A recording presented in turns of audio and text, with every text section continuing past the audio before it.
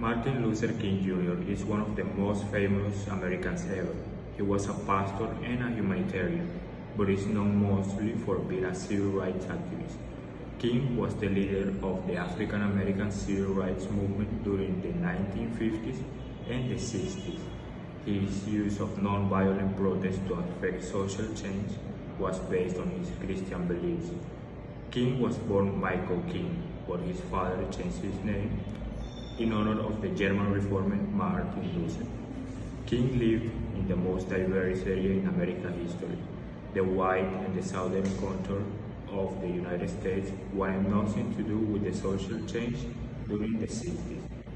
Segregation laws were in place that prohibited black Americans from eating at the same restaurants as whites or to ride in the same section of public buses with white Americans.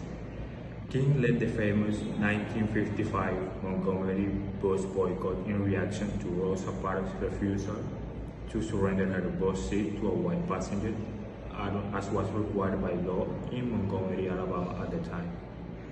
King started his activism while serving as a Baptist minister for the Dexter Avenue Baptist Church. He believed strongly in the Christian belief that loving thy neighbor as yourself, which was a philosophy he used throughout his civil rights years. He was also a great speaker.